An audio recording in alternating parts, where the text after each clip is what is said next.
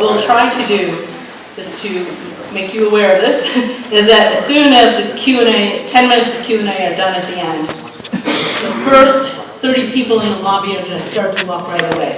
Without a break, they'll just start to walk, and we'll do the tours with those first 30. The second 30, the tour will start, around on the order of 30 minutes after that. And so 20 minutes after that, the second group will walk. So I'll figure out those times and tell you exactly, but you can kind of position yourself that if you want the tour and you're in a big rush, you need to be in that lobby line right at the beginning.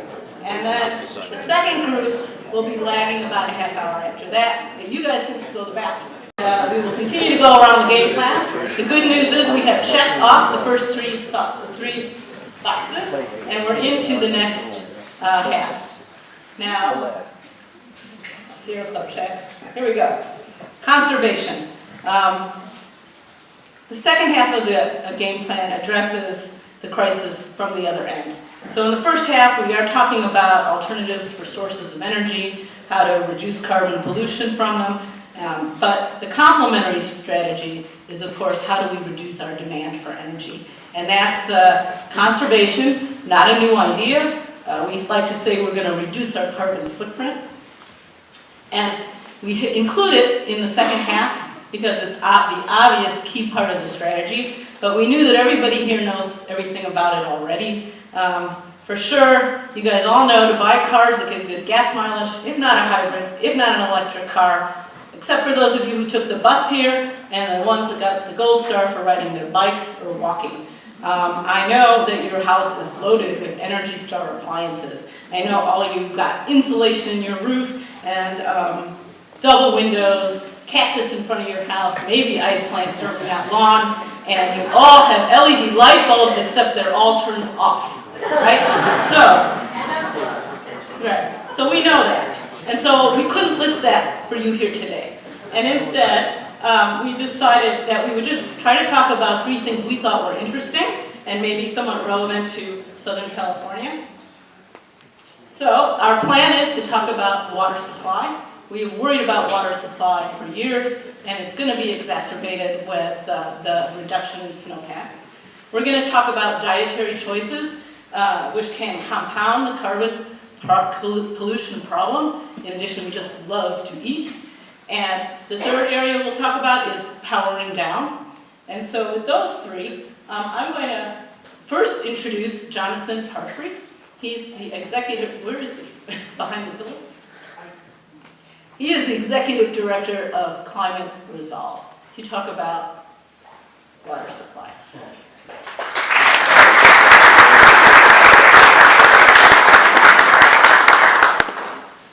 Good afternoon. I think talking about climate change at Caltech JPL is bringing coals to Newcastle, but coal is a bad metaphor.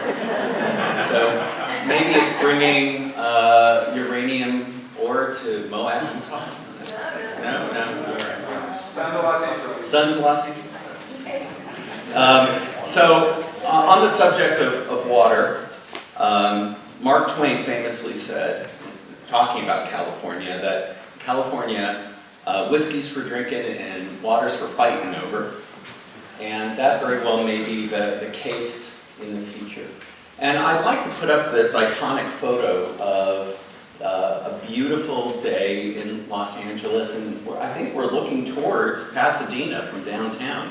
And you can see the palm tree in the foreground, and what people say about Los Angeles is that you could, hypothetically, surf in the morning and ski in the afternoon. And what I'm going to tell you is that you can do one of those things in the future. So, the data that I'm presenting here was released last year. Our organization helped with the release with the City of Los Angeles on a DOE grant that was given to UCLA Department of Atmospheric and Oceanic Sciences. Really wonderful researcher there by the name of Alex Hall, and he's downscaled 25 plus global climate models, and this takes about 8 months on these a bank of supercomputers at UCLA, and doing trillions upon trillions of calculations. to try to assess what the local impact would be in Southern California from these global climate models. And I really appreciate what Dr. Lewis said about the looking forward of the chanciness of it all, but we thought that we would at least look at what the global climate models. And what they're essentially asserting, and this is what was released and it was widely covered in the news media, is that we will see somewhere in downtown LA, something like 3 times the number of extreme heat days, and in the valleys and mountain areas, quadrupling of those extreme heat days. Now, I think it's very important to share with you that when you come up with a statement like that, the first reaction is oftentimes a form of subtle denial. And even with people who believe in human-caused climate change. And because the human mind only wants to attack those problems that it can actually envision a solution for. And so if there isn't something you can do about it, why don't you just move on to something else? And so what I wanted to share with you today is that there are things that we can do on the side of resiliency, of meeting the climate challenge by being prepared, by being ready, by adapting, that will actually help thwart some of the increase in temperature locally. And it's our theory of change from our organization that we need to reach those Americans that care about hearth and home, and talking about the Arctic problems, and they are there, and they have me at hello, but for many Americans, they're thinking about putting food on the table, making sure their kids get a good education, and getting enough money to pay the mortgage. So we want to speak to those people and move climate change from being this virtuous, really good environmental thing to do, to the, oh my God, we have to do this thing. We want to go from virtuous to necessary in people's minds. And the way to do that, we believe, is to making it exquisitely local to their own lives. And so that's why we're very pleased with Dr. Hall's research, but we also feel it's absolutely necessary to provide some solutions. So for example, 40% of Los Angeles is covered by asphalt, either by streets or by parking lots or by playgrounds. 40% of our city is just grabbing that solar radiation and keeping it at the surface. And if we put instead highly reflective material, high albedo material in our asphalt slurry, and the products are out there and available, we could deflect much of that solar radiation. In the same way, 20% of the landmass of our city is rooftops.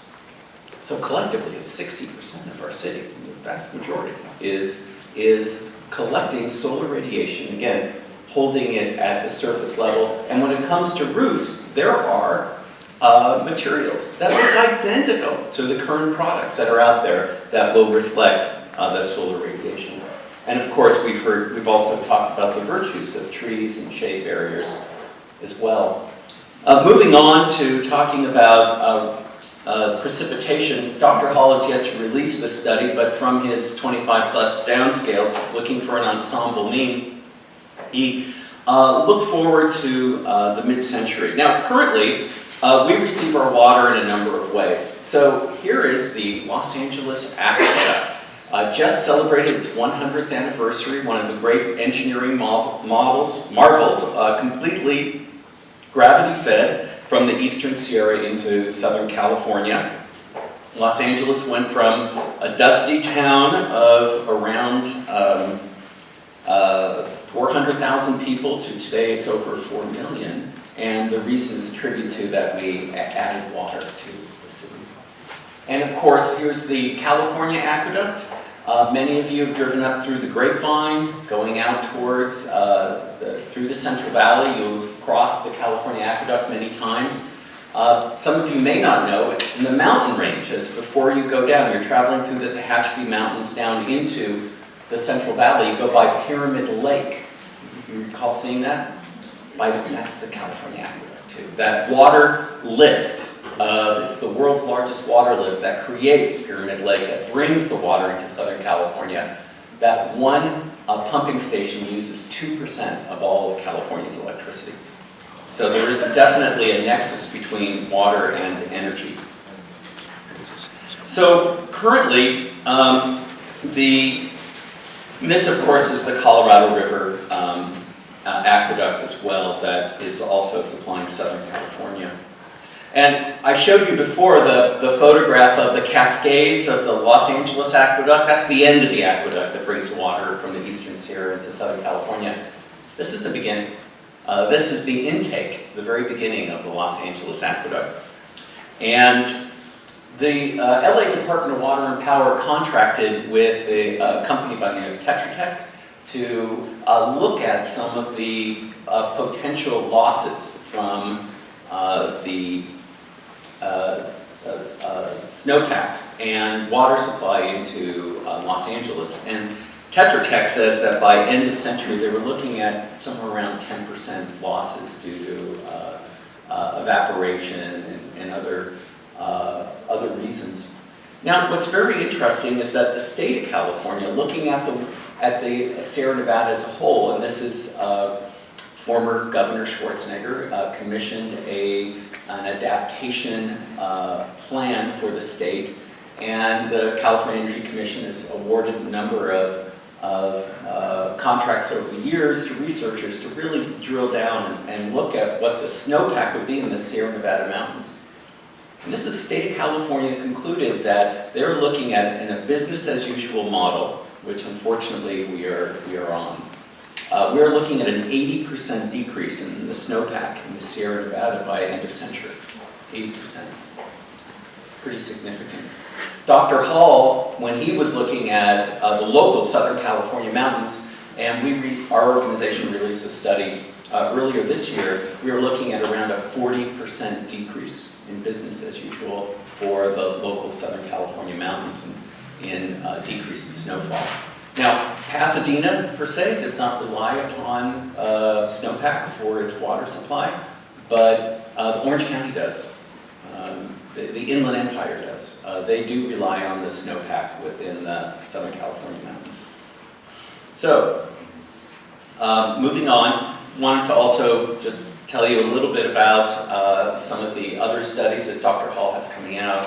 One of them is on predicting the future of Santa Ana winds. And looking forward, he believes that there will actually be a decrease in Santa Ana wind conditions. The Santa Anas are born of a cold air mass that sits out over the Great Basin Desert, and then a high pressure system moves those winds into Southern California. They compress through the mountain passes, and we experience them as these hot, dry winds. But in the future, there very well may not be a cold air mass sitting out over the Great Basin Desert.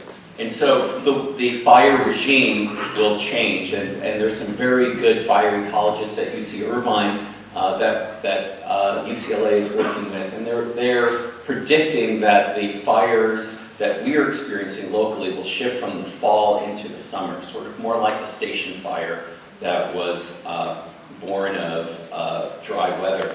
So, looking forward, we really believe, again, our theory of change is to put people in the picture. And I love polar bears. I love talking about the Arctic conditions, but again, we want to bring it home. And I mentioned before about the cool roofs and cool streets, and the way of curbing the urban heat island effect is to find ways of cooling down a city. So what we're doing in Los Angeles is that we've actually achieved an incentive from our local Department of Water and Power there. We actually have an incentive that will cover all incremental costs to go from an old heat-absorbing rooftop to a cool roof. It's actually good for the utility to curtail some of those peak hours of production. And we are also moving ahead with an ordinance in the city. It's already been heard by one committee, the Planning and Land Use Committee, and it is now moving on from there. Beyond the city of LA, we would love to have the board in Pasadena also have an incentive and move on an ordinance as well. And we would like to expand this to other parts of the state, especially those impacted by high temperatures. And then there is an ability to change the actual composition of our streets and our cities to cool them down. And so what does this look like tangibly? And I'd just like to give you a few slides. So that's in downtown LA, Figueroa Boulevard in front of LA Live. But what we can convert is from this hot street into something a lot more attractive. And then from a street corner in El Sereno into something that is actually more human scale.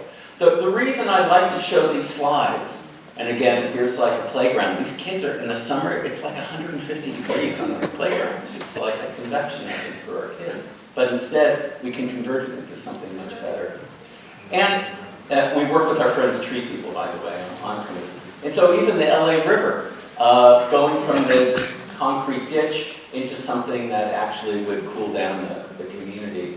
Or where Arnold Schwarzenegger, as the Terminator, drove his truck, we can convert that into something much more pleasant. And again. Now, and this is a way of capturing our stormwater that we have, reusing it. When it rains in Los Angeles, 80% of that water goes off into the sea. 80%.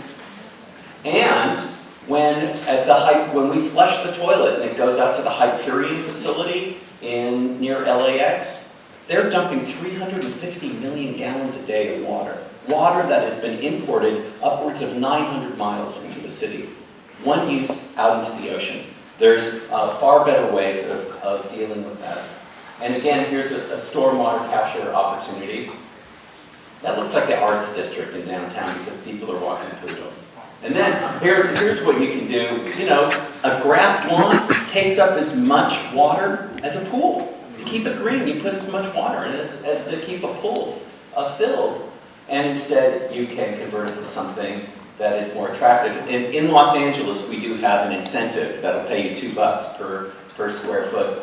And I wanted to just end going back to the playgrounds because this is something where we can actually improve the quality of life. And I'm showing you all these slides because when we're talking about adapting to climate change, I want it to be where we get multiple benefits. We actually can make our city a better place and reduce greenhouse gases and be better prepared and more resilient in the face of these climatic changes. We can do all three at once. Here's this school. They tore up the asphalt, they did a little digging, they are able to now have a giant cistern under the ground, and with that water, they are able to re-water the actual playground there. And they have excess water that they put into the water table for use by others. So I just want to give you guys a sense that on meeting the adaptation challenge of the fix is in. There are changes already, and there are more coming. We can make investments today that will help not only make us more resilient, it'll reduce greenhouse gas emissions, and is actually a member of our OFA team, but he is also, and he's the camera guy back there doing the video, and he's a radiologist with US Teleradiology to speak about our dietary choices.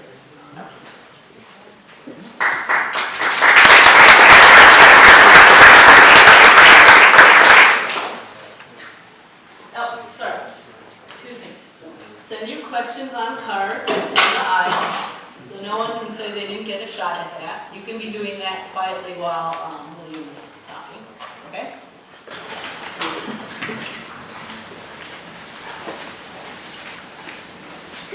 What we'll be talking about today is changing diets. Key points: reduce meat consumption to be healthy, wealthy, and wise. Healthy in that we can vastly reduce cancer rates, stroke, cardiovascular disease, diabetes, and other diseases. And in the process, save enormous quantities of money on cheaper, plant-centered diets and reducing our healthcare costs. And wise in that we can improve stewardship of our environment and mitigate climate change effects all at once. Western industrial nations must lead planetary changes by example in order to be credible to the rest of the world. Developing nations will represent most of Earth's population, and their diets will have very significant implications for how successfully we deal with climate change. Meat production is closely related to our carbon footprint. And to make it simple, about 20 miles of driving a car will give you about the same climate impact for its production as for every pound of meat, every single pound of meat we produce. This slide illustrates a compelling argument for us to reduce our meat consumption. If you notice, there's a pattern among these nations. These are all first world advanced, quote-unquote, advanced industrial nations. And we eat a lot more meat than most of them do. And so it's obvious from this slide that we don't have to do that. Not necessary. I'm not going to mention which fast food chain this is, but I'm going to leave that to your imagination.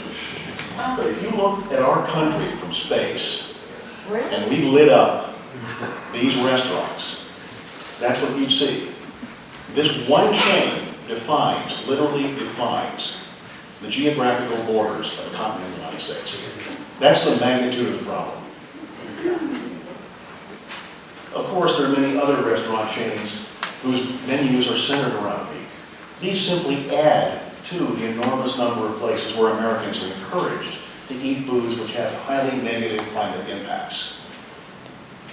So, another thing that we want to make clear is that all foods are not created equal in terms of their carbon impact. And to make it simple, this chart shows you the relative carbon footprint of each of these basic foods, from plants to animals. And you can see that beef at the bottom has an enormous impact. Enormous impact. Livestock contributes more to greenhouse gas levels than transportation does. About 37% of methane and 67% of atmospheric nitrous oxide, which are 20 times and 300 times more potent than carbon dioxide as greenhouse gases. Greenhouse gas trends will accelerate unless we address meat production and consumption by future populations. So let's go into the future a little bit.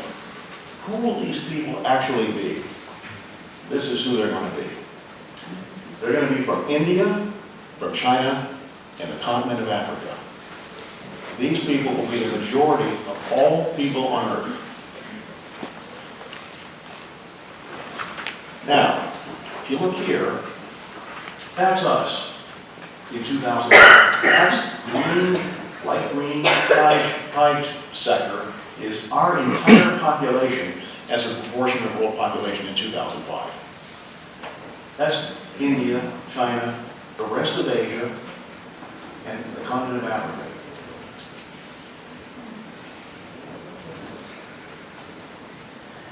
World population by nation in about 2012. 1 billion people or more live in these countries. 1 billion up. You take 1/10 of that population, you get to the next group. Take half of that, you get to the next group. These are relatively inconsequential populations. That's where the action is in terms of the current population, right there. In Africa, Nigeria is the most populous nation. Nigeria, in a sense, and in a sense, Egypt and Ethiopia are the India of Africa. Those are the three most populous nations on the continent. Those three right there. And they're growing. Talk about growth rates. These are the nations, right here, where we're going to see exponential growth rates, large growth rates in the near future, the next generation.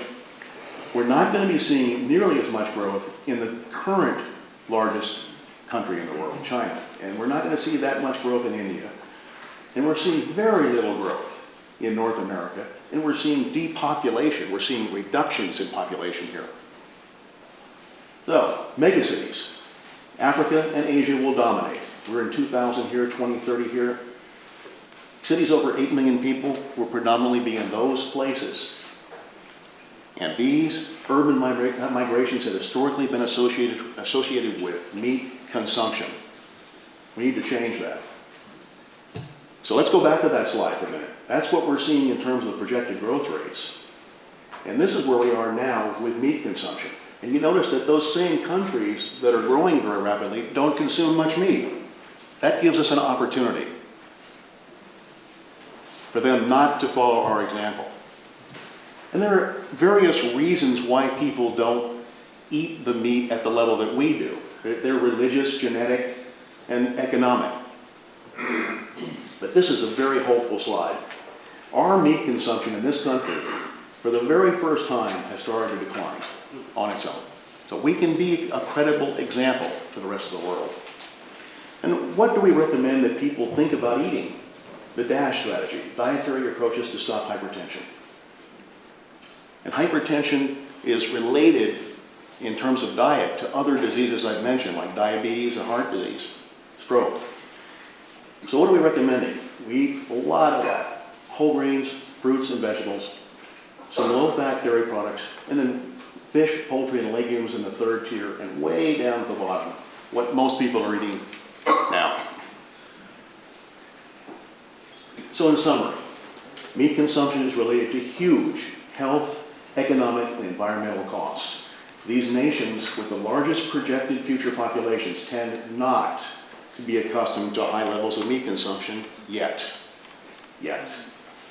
By first targeting the relatively few nations where meat consumption is most concentrated, there may be the best opportunity to reduce its impacts. Targeting should involve key international dietary trends and modification of meat exports to the most rapidly growing populations to promote sustainable health and development and environment. Thank you very much.